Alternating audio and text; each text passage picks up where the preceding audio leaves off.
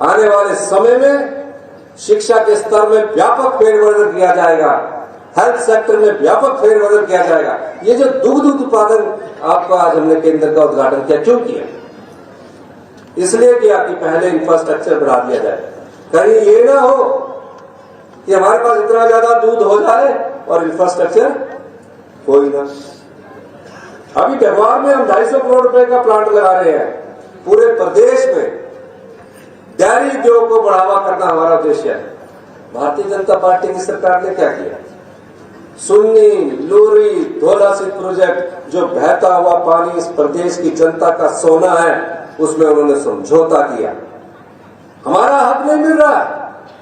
हमें बोल रहा कि जिंदगी भर आपको हम 12% देंगे, 100 रुपए में से 12% देंगे, और जब जो लाभ होगा 88% का, जो 10 साल बाद मिलेगा, उसमें आपका कोई हक नहीं है।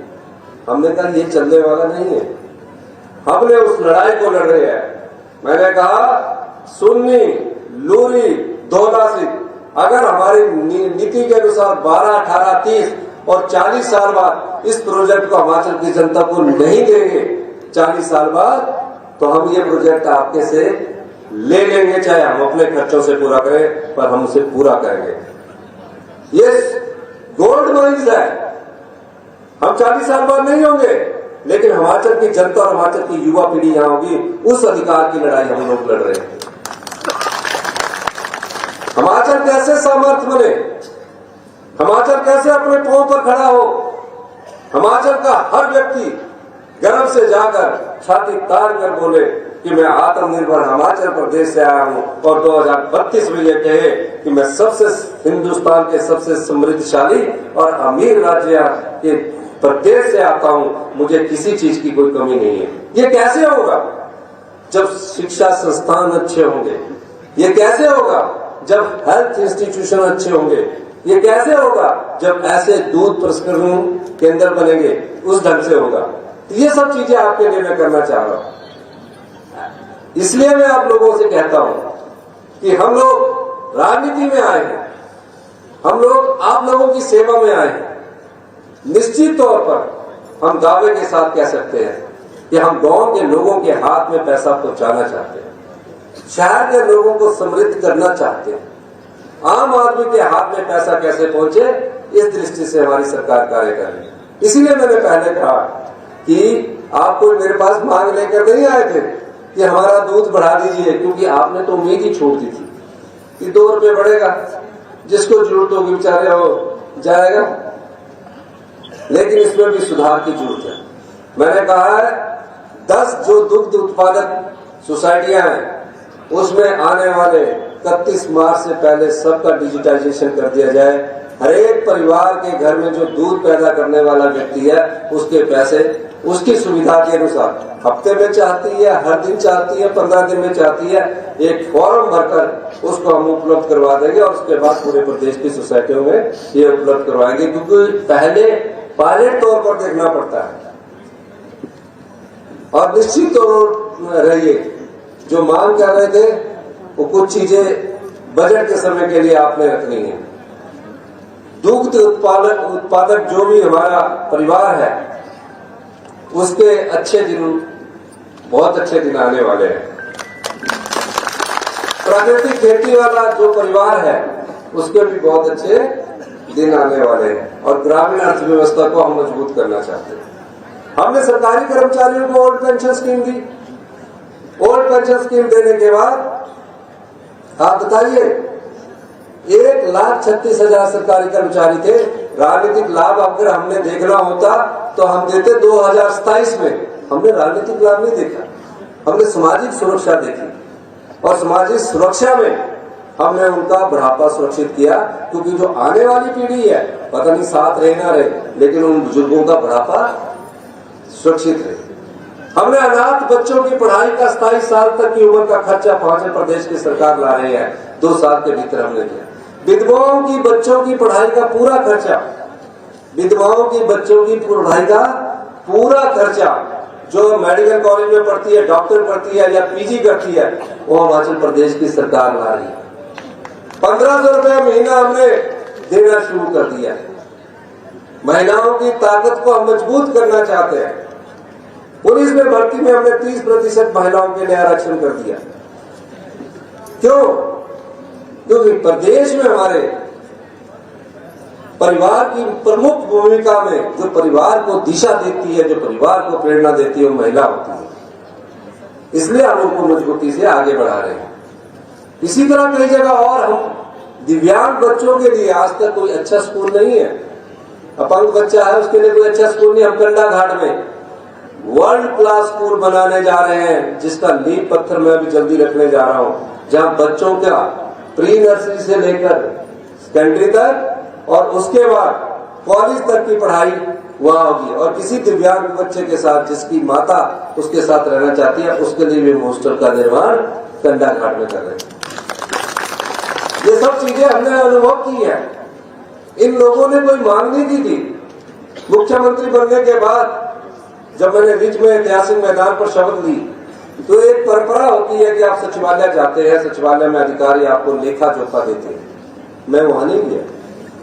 मैं अनाथ बच्चों के आश्रम में गया, बेटियों के आश्रम में गया। वहां मैंने देखा कि किस ढंग से रहती है, उनके खाने का ढंग देखा, उसके रहने का ढंग देखा। और उसके बाद हिमाचल प्रदेश हिंदुस्तान की पहली ऐसी सरकार लगाई जहां इन बच्चों को हमने बोला सरकार ही माता है, सरकारी पिता, चिल्ड्रन ऑफ द स्टेट का दर्जा दिया गया। आज हर बच्चे के अकाउंट में 27 साल तक 4,000 रुपया जाएंगे। अगर वो डॉक्टर बनता तो 1.5 लाख रुपया उसके पास जाएगा। हॉस्टल की फीस पूरी सरकार देगी। और जिस तरह हम अपने परिवार के बच्चों को घुमाने के लिए मंदिरों में ले जाते हैं, या गोवा घुमाने ले जाते हैं, या केरला घुमाने ले जाते हैं, या किसी और क्षेत्र में घुमाने ले जाते हैं, उसी तरह इन बच्चों को साल में, कल हमारी कैबिनेट है उसमें रूल में परिवर्तन कर रहे हैं कि उन बच्चों को भी साल में, जो अपनी माँ को खो चुका, अपने पिता को खो चुका है, उन बच्चों को भी साल में एक बार 22 ईयर घूमने का मौका 15 दिन के लिए हमारी सरकार देगी। और 3 स्टार होटल में रहने का खर्चा देगी, ताकि उनके मन में ये हीन भावना ना आए कि मेरे माँ बाप इस दुनिया में चले गए, मुझे देखने वाला कोई नहीं है। तो हमने उनको चिल्ड्रन ऑफ द स्टेट का दर्जा दिया। तो ये संवेदनशील सरकार है।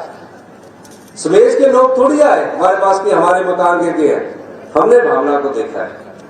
तो इसलिए मैं आपसे कहना चाहता हूं, जितने भी दुग्ध उत्पादक हमारे यहाँ आए हैं, आप निश्चिंत रहिए।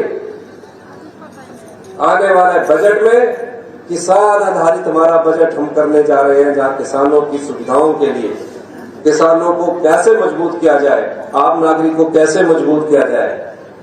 बजट में समाज के सभी वर्गों का ख्याल रखा जाता है, लेकिन किसान आधारित बजट को भी हम प्रस्तुत करने जा रहे हैं। पुलिसकर्मी के 8 रुपए डाइट को नहीं मिलती थी, हमने एकदम बढ़ाकर 1,000 रुपया किया। क्यों किया? क्योंकि जो भ्रष्टाचार के जोर दरवाजे हमने बंद किए, उससे पैसा कमाया। कैसा होता था भ्रष्टाचार में, तो बताना चाहता हूँ। शराब के ठेकों की नीलामी होती थी हर साल, 1500 करोड़ रुपया एक साल में आना था। पिछली सरकार क्या करती रही कि 10% बढ़ाकर उन्हीं को देती रही। तो 150 करोड़ हो गया, 1500 से 1650 हो गया, 10% बढ़ाकर देती रही। मैंने उस व्यवस्था को बदला, और जब मैंने ऑक्शन की, उनका 4 साल में 600 करोड़ आया। हमारे एक ही ऑक्शन में 600 करोड़ रुपए आया, जो मैं आपके बीच में बांट रहा हूं। और एक देखिए, मैं जनता के पास क्यों रखना चाह रहा हूं ये बातें, क्योंकि आपको भी समझना है। और हमने शराब की बोतल पर कहा इस पर 10 रुपए मिल्क सेस लगेगा। मैंने जो शराबी होगा वो 10 रुपए का दूध भी पीने का मिल्क सेस देगा, सुबह दही भी खाएगा, बोलेगा तोड़ लगा हुआ जल्दी। देसी भाषा का तोड़ लगे दही नहीं है। तो उस पर हमने 10 रुपए सेस लगाया। और पता कितनी इनकम आई एक साल में? 120 करोड़ रुपया मिल्क सेस के रूप में आया, जो आपके बीच में मांगा। अब हमने कहा कि एक पीके सेस लगेगा, जो पीने वाला होगा उसको सेस लगेगा। उसका नाम मैं आपको अभी बताता हूं। वो कहां खर्च होगा? जो आप मक्की की खेती करते हैं 30 रुपए किलो दे रहे हैं, जो आप गेहूं खरीदेंगे 40 रुपए के खरीदेंगे, वो उससे हम निकालेंगे पीके सेस। तो वो मेरे से अधिकारी पूछे ये क्या हुआ, मैंने बोला ये प्राकृतिक खेती सेशन, इसका छोटा नाम ये सेशन। तो ये सब चीजें से हम पैसा कमा रहे हैं आपके लिए, और ये आप में बांटने के लिए कमा रहे हैं। मैंने कहा कि जब से हमारी सरकार आई है हम बजट आपके लिए नहीं करना चाह रहे, हम बजट गरीब जनता के लिए लेना चाह रहे। जो आपका रूटीन का बजट भारतीय जनता पार्टी का चला, उसमें जो हम बढ़ोतरी कर रहे हैं वो हम जनता के बीच बांटेंगे। तो ये चीज हम करने जा रहे हैं, ये सिर्फ आपके लिए करने जा रहे हैं। इसलिए मैं कहता हूं कि हम सत्ता में सत्ता सुख के लिए नहीं आए हैं, व्यवस्था परिवर्तन करने के लिए आए हैं।